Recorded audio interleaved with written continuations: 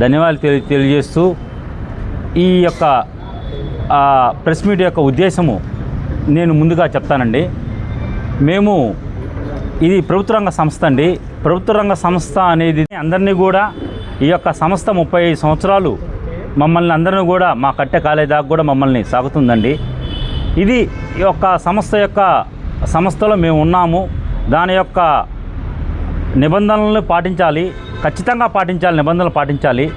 ఇది కాదనలేని సత్యము. కానీ ఇక్కడ ముఖ్యంగా ఒక పేపర్లో పలాని మాకినేని హరిబాబు చౌదరి అని వచ్చిందండి. ఎప్పుడు కూడా కులాల ఆధారంగా అనేది ఎప్పుడు ఉండకూడదండి. ఒకరిని, ఒక ఆఫీసర్ని కానీ కింద వాళ్ళని కానీ ఒక కులం పెట్టి దూషించడం కానీ, అతన్ని ఇంకో రకంగా మానసికంగా వేధించడం కానీ, అది మా యొక్క సర్వీస్ రూల్స్ కాండక్ట్ను బట్టి అది చాలా తప్పండి. దాన్ని ముఖ్యంగా ఖండిస్తున్నాము. మేమందరం కూడా, మాకు ఇక్కడ ముస్లింలు ఉన్నారు, క్రైస్తవ సోదరులు ఉన్నారు, హిందూ సోదరులు ఉన్నారు, అందరూ ఉన్నారు. అందరిని కలుపుకొని మేము నడుచుకుంటూ వాళ్ళతోటి పని చేయించుకుంటూ ఈ 30 సంవత్సరాల సర్వీస్ మేము చేయవలసి ఉంటుందండి. అంతేగాని ఈ కుల ప్రాతిపదిక మీద ఒకరినొకరిని విభజించుకొని ఒకరి మీద ఒకరు ఈ విధంగా దూషించుకుంటూ చేయడం అనేది చాలా తప్పండి. ఏదున్నా సరే ఆఫీసులో కొన్ని ఇబ్బందులు ఉన్నా దాన్ని అధిగమిస్తూ పైయోళ్ళ దృష్టికి తీసుకొస్తూ దాన్ని మనం సాధించుకోవాలి. ఆ రోజు మన కలెక్టర్ గారి ప్రోగ్రాం ఉండి అందరిని కూడా పిఎం సూర్య గారి మీద ప్రతి మండలానికి 15 మంది లెక్కన 10 మంది లెక్కన తీసుకురావాలనేసి ఒక ఉద్దేశంతో దాన్ని సక్సెస్ఫుల్ చేయాలనే ఉద్దేశంతో అందరి ఏళ్ళకి చెప్పాము. తర్వాత 10:30, 12 ఆ ప్రాంతంలో మనం జనాలు తీసుకొచ్చేటప్పుడు మనోళ్ళు ఆటోల ద్వారా కానీ ఇంకో దాన్ని తీసుకొస్తారు.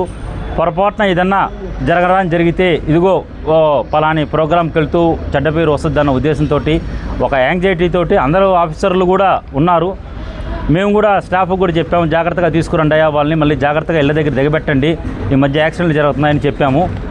దాంతో మాట్లాడుతూ కొంచెం పని ఒత్తిడిలో ఉన్నారు. ఆ టైంలో వచ్చి ఇది డిస్కస్ చేయాల్సిన సమయము సందర్భం కాదండి. ఆ సందర్భంలో వచ్చి అతను నాది ఏమైంది నేను మాట్లాడడం వల్ల ఆ యాంగ్జైటీలో నువ్వు ఈ విధంగా మాట్లాడడం సబు కాదు, నువ్వు పో అని అనడం జరిగింది. అంతేగాని ఆ వ్యక్తి మీద కానీ ఇంకొక వాళ్ళ మీద కానీ ఎటువంటి కక్ష అటువంటి ఎవరికి లేదండి. అయినచో దాన్ని మళ్ళీ సాల్వ్ చేసుకోకుండా ఒక కుల వ్యవస్థగా తీసుకొచ్చి ఒక కులం మీద ఈ విధంగా చేయడం అనేది పూర్తిగా అర్ధరహితము. దాన్ని మా యొక్క ఇంజనీర్ తరఫున మా డిపార్ట్మెంట్లో మేము ఈ ఒంగోలు డివిజన్లో చేస్తున్నామండి, ఖండిస్తున్నాము. తర్వాత ఈ యొక్క 1.5 సంవత్సరంలో ఏమేమి యొక్క మన ఒంగోలు డివిజన్కి మంచి కార్యక్రమాలు చేశాము అనేది మన టౌను ఏడీ గారైన పాండురంగారావు గారు మీకు వివరిస్తారండి. చేశారు. ఏఈ గారు హైదరాబాద్లో జాయిన్ అయ్యి ఉన్నారు సార్. ఇతనికి ఆర్డర్ వచ్చిన తర్వాత ఏఈ గారు రిక్వెస్ట్ చేసి అడిగారు, సార్ అక్కడికి మనుషులు ఎవరు లేరు సార్, అతను వెళ్ళిపోతే వేరే వాళ్ళు వచ్చేవాళ్ళు చేసేవాళ్ళు ఎవరు లేరు సార్, టౌన్ ఏరియా అంటే అందరూ అడుగుతుంటారు టౌన్ కాబట్టి కొన్ని రోజులు ఈ విధంగా నాకు మనిషిని వేసి చేయండి అని ఏఈ గారు కూడా రిక్వెస్ట్ చేశారు. దాన్ని ఆపాల్సి వచ్చిందే కానీ వేరేది ఉద్దేశంతో అతను ఆపింది కాదండి. ఇది కూడా మీకు పత్రికాముఖంగా మీకు అందరూ కూడా తెలియజేస్తున్నామండి. అందరూ పాత్రికేయ మిత్రులకి నా నమస్సుమాంజలండి. నా పేరు పాండురంగారావు, నేను deputy executive engineer Ongole town అండి. ఇప్పుడు ఈరోజు మీకు ప్రెస్ మీటింగ్ పెట్టడానికి కారణం ఏంటంటే, గత 2 రోజుల నుంచి సోషల్ మీడియాలో ఒక స్టాఫ్ మా ఎగ్జిక్యూటివ్ ఇంజనీర్ గారిని రకరకాలుగా వీడియో క్లిప్పింగ్లు వేసి ఇబ్బంది పెడుతూ ఉన్నారు. అసలు జరిగిన వాస్తవం ఏందనేది మీకు తెలియాలి కాబట్టి మేము ఈ డివిజన్ మొత్తం ఈరోజు ఇక్కడ అందరం ఉన్నాము. సంవత్సరాలు అయిందండి ఇక్కడ ఈ డివిజన్లో చేరిన దగ్గర నుంచి శ్రేయస్వ్యక్తుల ఇబ్బంది లేకుండా సంస్థ అభివృద్ధి కోసమే మేము పనిచేస్తూ ఉన్నాము. దాంట్లో భాగంగా మా గౌరవ ఎగ్జిక్యూటివ్ ఇంజనీర్ శ్రీ మాకినేని హరిబాబు గారు మమ్మల్ని అందరినీ అనేక విధాలుగా ప్రోత్సహిస్తూ సంస్థ అభివృద్ధి కోసమే పనిచేయమని చెప్పున్నారు. అందులో భాగంగానే మీరు కూడా ఇటువంటి అభివృద్ధి గతంలో చూసి ఉండకపోవచ్చు. మీరు డివిజన్లో ఎక్కడ చూసినా కానీ డ్యామేజ్డ్ పోల్స్ రీప్లేస్ చేయటం కానీ, లేకపోతే షార్ట్ హైట్ పోల్స్ మార్చడం కానీ, కండక్టరు ఏదైనా బాగలేకపోతే రీప్లేస్ చేయటం కానీ, కేబుల్స్ ఏమైనా డ్యామేజ్ అయి ఉంటే మార్చడం కానీ ఇవన్నీ కూడా గత 2 సంవత్సరాలలో మన మాకినేని హరిబాబు ఎగ్జిక్యూటివ్ ఇంజనీర్ గారు మన ఎస్సీ గారి ప్రోద్బలంతో ఎమ్మెల్యే గారి సహాయ సహకారాలతోటి మేనేజ్మెంట్ నుంచి బడ్జెట్ని తీసుకొచ్చి ఆ సంస్థ కోసము తర్వాత ఒంగోలు డివిజన్లో ఉన్నటువంటి వినియోగదారులకి ఇబ్బంది కలగకూడదని అనేక రకాల పనులు చేస్తూ ఉన్నాము. ఇందులో ఎవరిని ఇబ్బంది పెట్టాలనే ఏమీ లేదండి. ఈ భాగంగా ప్రతి ఒక్క డిస్ట్రిబ్యూషన్కి కూడా ప్రతి ఒక్క డిస్ట్రిబ్యూషన్కి కూడా స్టాఫ్ని ఉంచుకొని స్టాఫ్ ఉన్నా లేకపోయినా పక్క స్టాఫ్ని కోఆర్డినేట్ చేసుకుంటూ మాలో ఉన్నటువంటి రెవెన్యూ వింగ్ను కూడా కలుపుకొని అందరినీ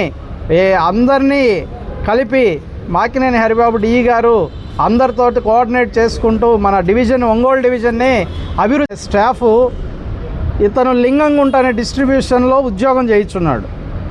అతన్ని అక్కడికి పంపించింది కూడా 2 సంవత్సరాల క్రితం జనరల్ ట్రాన్స్ఫర్స్ అప్పుడు పంపించారు. కారణం ఏంటంటే ఇక్కడ ఒంగోలు టౌన్లో D3 అనే సెక్షన్లో అతను కొన్ని అనాథరైజ్డ్ వర్క్స్ చేస్తున్నాడు. అంటే అనుమతులు లేకుండా డిపార్ట్మెంట్ అప్రూవల్స్ లేకుండా చేయటం వల్ల మేనేజ్మెంట్ వారు పనిష్మెంట్ కింద లింగంగుంటలో పంపించున్నారు. ఇప్పుడు మళ్ళీ D3 సెక్షన్కి రావాలని చెప్పి సిఎండి గారి నుంచి గౌరవ సిఎండి గారి నుంచి ఆర్డర్స్ తెచ్చుకొని ఉన్నారు. ఆర్డర్స్ తెచ్చుకొని 1 నెల రోజులు అవుతుందండి. ఈ నెల రోజుల నుంచి డి గారిని కలిశారు. డి గారు ఏం చెప్తున్నారంటే అది రూరల్ ఏరియా కాబట్టి నువ్వు అక్కడి నుంచి టౌన్లోకి వస్తే ఆ ఏరియాకి స్టాఫ్ ఉండరు, రేపు జనరల్ ట్రాన్స్ఫర్స్ వస్తాయి, మేబీ మే జూన్లో రావచ్చు, వచ్చినప్పుడు నీకు అక్కడ రిలీవర్ని ఇచ్చి నిన్ను కూడా టౌన్లో అకామిడేట్ చేస్తానని చెప్పడం జరిగింది. అయినా వినకుండా ఒక 20 రోజుల నుంచి అనేక విధాలుగా ప్రతిరోజు ఎవరో ఒకళ్ళ ద్వారా ఫోన్ చేయిస్తూ కొంచెం ప్రెషర్ పెట్టిస్తున్నారు డి గారి మీద ప్రెషర్ పెట్టిస్తూ ఉన్నారు. ఈ క్రమంలో మొన్న 2వ తారీఖున ఒక N9 టీవీ రిపోర్టర్ లోపలికి వచ్చి మీరు మా వెంకటేశ్వర రెడ్డికి ట్రాన్స్ఫర్ బదిలీ ఎందుకు ఇవ్వరు అని అడిగారు. ఇవ్వడానికి అక్కడ డిస్ట్రిబ్యూషన్ వేకెంట్ అవుతుంది, నేను ఇప్పుడు ఇవ్వనండి, రేపు జనరల్ ట్రాన్స్ఫర్లో కన్సిడర్ చేస్తానని చెప్పాడు. అక్కడితో వెళ్ళిపోయింది. ఇప్పుడు ఆల్రెడీ ఏప్రిల్కి వచ్చాము, మే 2 నెలలే ఉంది. 2 నెలలు ఆగి రేపు ట్రాన్స్ఫర్స్లో అవకాశం ఉన్నప్పుడు తీసుకొని ఉంటే ఇబ్బంది ఉండేది కాదు అన్నా కానీ అతను ఆ రిపోర్టరు ఇంకా తెల్లకుండా డి గారి వాయిస్ రికార్డ్ చేస్తూ బయటకు వచ్చి కారిడార్లో పెద్దగా అరుస్తూ ఉన్నారు. అప్పుడు డి గారు బయటకు వచ్చి ఇది ఆఫీస్ ఏరియా, నువ్వు ఇట్లా అరవటానికి ఇబ్బందిగా ఉంటుంది, మీరు బయటకు వెళ్ళిపోండి అన్నాడు. అక్కడ లైన్మెన్ కూడా బయట ఉన్నాడు అనమాట. ఆ లైన్ ఇదంతా చేసింది లైన్మెన్ అర్థమయ్యి ముందు ఇతన్ని సస్పెండ్ చేయండి అని చెప్పిన మాట వాస్తవం. అంతటితో వెళ్ళిపోయిన సబ్జెక్ట్ అక్కడితో అయిపోయినది. కానీ అతను వెళ్ళిపోకుండా దాన్ని మళ్ళీ మీడియాలో అప్లోడ్ చేశారు. మీడియాలో అప్లోడ్ చేసేసరికి డిపార్ట్మెంట్ యొక్క ఇమేజ్ మొత్తం ఒక ఉద్యోగి సోషల్ మీడియాలో డిపార్ట్మెంట్కి అగెనిస్ట్గా పెట్టకూడదు, ఇది మిస్కాండక్ట్ ఆఫ్ ద రూల్స్ అవుతుంది. కాబట్టి ఎప్పుడైతే అతను పోస్ట్ చేశాడో ఇమ్మీడియట్లీ అదే రోజు సాయంత్రం సస్పెండ్ చేసిన తర్వాత మళ్ళీ నెక్స్ట్ 3వ తారీఖున HM టీవీలో సాక్షి మీడియాలో రకరకాలుగా ఇచ్చారు. ఏది అతను వాయిస్ కూడా ఇచ్చాడు, 2 నుంచి 3 లక్షలు డి గారు అడిగారని. మీరు ఇంతమంది పాత్రికేయులు ఉన్నారు, సుమారుగా డిపార్ట్మెంట్లో డివిజన్లో 500 మంది ఎంప్లాయీస్ ఉంటారు. మీరు ఇక్కడి నుంచి అయినా ఎప్పుడు ఎక్కడ ఎవరినైనా ఎంక్వైరీ చేయండి. మా డిఈ గారు మాకినేని హరిబాబు గారు ఏ స్టాఫ్ దగ్గరైనా ₹1 తీసుకున్నట్టుగా ఆధారాలు అనేవి ఏమీ లేవు. మీరు ఎప్పుడైనా ఎంక్వైరీ చేసుకోవచ్చు. అటువంటిది అతను HM టీవీలో 2 లక్షలు అడిగారు, 3 లక్షలు అడిగారు అని వాయిస్ ఇచ్చి రకరకాలుగా ఇబ్బంది పెడతా ఉన్నారు. అందుకోసం అని చెప్పి అసలు జరుగుతున్నది వాస్తవం ఏందనేది మేము మీ అందరికీ తెలియజేయాలనే ఈరోజు ప్రెస్ మీట్ పెట్టమన్నాము. మా ఏడీ గారు మీ అందరినీ రమ్మని చెప్పారు. మీ అందరూ వెంటనే ఇచ్చేసినందుకు ఒంగోలు డివిజన్ తరఫున అందరికీ కృతజ్ఞతలు తెలియజేస్తూ ఉన్నాను. ఇప్పుడు మేమంతా ఉద్యోగం చేయడానికే ఇక్కడికి వచ్చాము. అటువంటిది ఈ ట్రాన్స్ఫర్ల కోసము రకరకాలుగా మీడియాలో ఎక్స్పోజ్ అయ్యి ఇబ్బంది పెడితే అది ఉద్యోగస్తులుగా మాకు మంచిది కాదు, సంస్థకి మంచిది కాదు.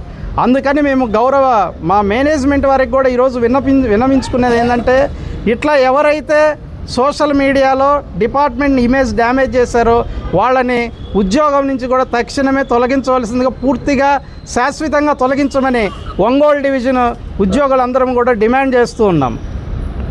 ఈ గారు లంచం అడగాల్సిన అవసరం లేదండి. ఇప్పుడు మీరు ఇంతమంది ఉన్నారు కదా, మీరు పబ్లిక్లోకి వెళ్ళి ఎంక్వైరీ చేయండి.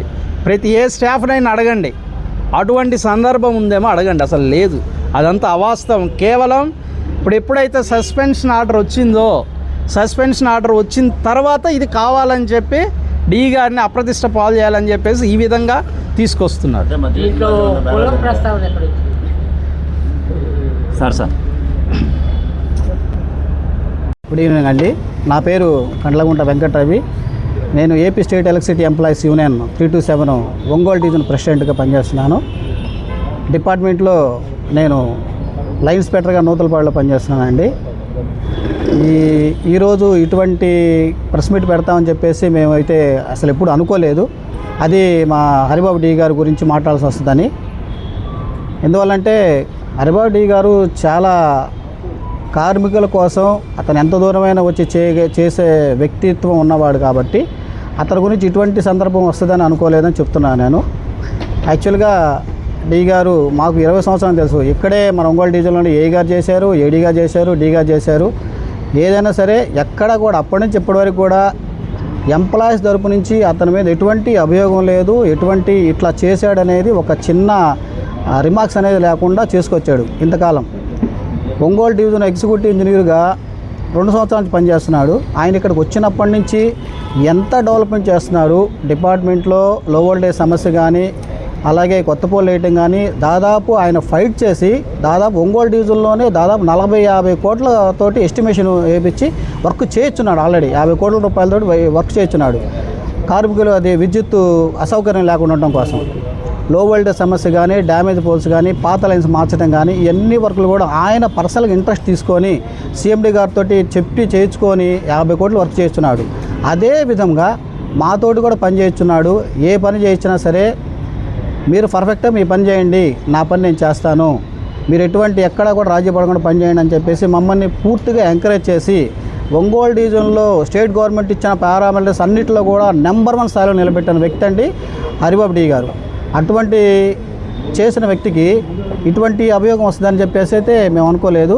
వాస్తవంగా ఎంప్లాయీస్ గ్రీవెన్స్ ఏదున్నా సరే ఆయన ఇది నాది, వాళ్ళ చేత నేను కావాలని పనిచేసేటప్పుడు వాళ్ళ సమస్య వచ్చినప్పుడు నేను తీర్చాలని చెప్పేసి ముందుండి ఏ సమస్య అయినా సరే పరిష్కారం అయ్యేంత వరకు కూడా ఆయన చేయిస్తాడు. కొన్ని సందర్భాలు కూడా ఆయన ఓన్ వెహికల్ పెట్టించి విజయవాడ కార్పొరేట్ ఆఫీస్కి పంపించి చేయించిన సందర్భాలు చాలా ఉన్నాయండి. అటువంటి వ్యక్తిత్వం ఉన్న వ్యక్తి ఒక ట్రాన్స్ఫర్ విషయంలో ఇట్లా చేశాడనేది అభియోగం తప్పండి. యాక్చువల్గా ఈ మీడియాలో మేము చూసిన తర్వాత డి గారిని కూడా ఒక ట్రేడ్ యూనియన్స్ నాయకులుగా మేము డి గారిని కూడా అడగడం జరిగింది. సార్ ఇలాగ మీరు చేయటం కరెక్ట్ కాదండి, బయటికి పోండి అంటాం అనేది. కానీ డి గారు చెప్పింది ఏంటంటే ఆల్రెడీ ఛాంబర్లోకి వచ్చారంటే వాళ్ళకి వివరంగా చెప్పాను, కానీ బయటకు వచ్చేసి వర్కింగ్ అవర్స్లో లేడీస్ ఎంప్లాయీస్ పనిచేసే దగ్గర ఏదేదో మాట్లాడుతున్నారు, అందువల్ల మీరు ఈ టైంలో ఇలా మాట్లాడడం కరెక్ట్ కాదు, ముందు బయటికి వెళ్ళండి అనే విషయం నేను చెప్పాను. కానీ నేను బయటికి వెళ్ళమున్న వాయిసే వాళ్ళు తీసుకున్నారు, కానీ ముందు నేను మాట్లాడేది తీసుకోలేదు. కానీ ఈ విధంగా చేస్తారని చెప్పేసి నేను అనుకోలేదు. నాకు వాస్తవంగా గత ముందు మన వాళ్ళు చెప్పున్నారు ట్రాన్స్ఫర్ ఇవ్వడానికి ఆయనకి ఎటువంటి ఇబ్బంది లేదు డి గారికి. ఇప్పుడు సమ్మరు అక్కడ అన్మాన్ డిస్ట్రిబ్యూషన్లో స్టాఫ్ లేకపోతే సమస్య ఎక్కువగా ఉంటుంది, ఒక 1 మంత్ ఆగితే జనరల్ ట్రాన్స్ఫర్ వస్తే నేను ఇస్తానని చెప్పాడు. ఉదయం మేము అడిగినప్పుడు కూడా అదే చెప్పున్నాడు డి గారు కూడా. అంతే తప్పితే కార్మికుల విషయంలో ఎప్పుడు కూడా ఆయన ఎటువంటి మిస్బిహేవ్ చేయలేదు, చేసే వ్యక్తి కాదు. అందువల్ల ఆ కార్మికుడిని మీరు ఇలా వెళ్ళటం అని చెప్పేసి డి గారిని మేము ట్రేడ్ యూనియన్స్ తరఫున ఖండించడం జరిగింది. అదేవిధంగా మన ఎంప్లాయీస్ని కూడా మన డిపార్ట్మెంట్ ఇమేజ్ని డ్యామేజ్ చేసే విధంగా మీడియాకి ఎక్కి ఇటువంటి స్టేట్మెంట్ ఇవ్వడం అనేది కరెక్ట్ కాదు. మనం పనిచేసే డిపార్ట్మెంట్ మనం కాపాడుకోవాల్సిన బాధ్యత మన మీద కూడా ఉంటుంది. ఇటువంటివి కూడా ఎప్పుడు చేయొద్దు. మీడియా తరపు నుంచి మా కార్మికుడి తరపు నుంచి మేము డి గారిని కోరుకునేది ఏంటంటే తప్పో జరిగిపోయిన సార్ పెద్ద మనిషి చేసుకొని అతనికి కూడా ఈ సస్పెన్షన్ అనే విధానాన్ని ఎత్తేసి అతనికి కూడా మళ్ళీ డిపార్ట్మెంట్లోకి తీసుకోవాలని చెప్పేసి మీడియా తరపు నుంచి మీ తరపు నుంచి కూడా డి గారికి విన్నపం చేసుకుంటున్నాం. ఇటువంటి ఆయన్ను కూడా గత 4-5 సంవత్సరాలుగా మేము గమనిస్తూనే ఉన్నాం. ఎలక్ట్రిసిటీ డిపార్ట్మెంట్లో మరి ఈ విధంగా అధికారులు ఉద్యోగుల మధ్య సమస్య వచ్చి పబ్లిక్లో రావడం చాలా బాధాకరమైన విషయం. దానివల్ల యూనియన్ నాయకులుగా మేము స్పందించాల్సినటువంటి అవసరం ఏర్పడింది. అయితే ఇందులో ప్రధానంగా ఉన్నటువంటి ఆరోపణల్లో ముఖ్యంగా కొన్ని విషయాలు చెప్పాలి. ఈ ఏదైతే ట్రాన్స్ఫర్స్లో డబ్బులు తీసుకోవడం అనేటువంటి ఒక టాపిక్ వచ్చింది. అదేవిధంగా దీనికి బ్యాక్గ్రౌండ్గా అసలు ఈ ట్రాన్స్ఫర్ ఎందుకు అడుగుతున్నాడు అనే విషయం కూడా మనం ఆలోచించుకోవాల్సిన అవసరం ఉంది. వెంకటేశ్వర్లు అనేటువంటి ఈయన నెల్లూరు జిల్లా నుంచి మరి ఇటు రావడం జరిగింది. వచ్చినప్పటి నుంచి టౌన్లో చేస్తున్నాడు. ఒంగోలులోనే 2-3 సెక్షన్లలో కూడా చాలా కాలం పనిచేశాడు. అయితే ఉద్యోగి అనేటువంటి వ్యక్తికి ట్రాన్స్ఫర్లు అనేది అనివార్యం. ఆ క్రమంలో ఆయన ట్రాన్స్ఫర్ చేయడం జరిగింది. మీ అందరికీ తెలిసిన విషయం, పట్టణంలో కంటే రూరల్స్లో పబ్లిక్కి సర్వీస్ చేయడం అనేది చాలా ముఖ్యం. అందరూ టౌన్లోనే ఎక్కువ ఉండాలనుకుంటారు, ఫెసిలిటీస్ ఉంటాయి కాబట్టి. రూరల్స్లో ఉన్నటువంటి కన్జ్యూమర్లకు కూడా సర్వీస్ ఇవ్వాల్సినటువంటి బాధ్యత ఎలక్ట్రిసిటీ డిపార్ట్మెంట్ మీద ఉంది. మనకున్నటువంటి రూరల్స్లో స్టాఫ్ తక్కువ ఉన్నారు. ఆ కారణంగా జనరల్ ట్రాన్స్ఫర్స్లో ఆయన్ని రూరల్స్కి ట్రాన్స్ఫర్ చేయడం జరిగింది. వెళ్ళి కూడా ఒక 2 సంవత్సరాలు కూడా కాలేదు.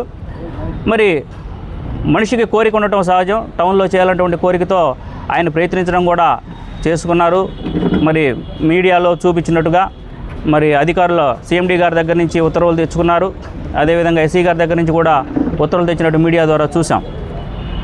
అయితే కొంత సమయం అయితే పాటించాలి. ఎందుకంటే ఒంగోలు హరిబాబు గారు ఒక ఒంగోలు డివిజన్ని ఒక రోల్ మోడల్ డివిజన్గా తీర్చిదిద్దాలనే తలంపుతోటి మరి ఉద్యోగులందరినీ బాగా ఎంకరేజ్ చేస్తూ, ఎక్కడైతే ఆగిపోయిన మీటర్లు ఉన్నాయో వాటిని కూడా తగ్గించుకుంటూ, అరియర్స్ని లేకుండా కలెక్షన్ చేసుకుంటూ, పబ్లిక్కి ఇబ్బంది కలిగేటువంటి డ్యామేజ్డ్ పోల్స్ ఉన్నటువంటి కానీ వైర్లు ఏమైనా ప్రాబ్లం ఉన్నటువంటి వీటన్నిటినీ కూడా ఆయన తీసుకుంటూ వస్తున్నాడు.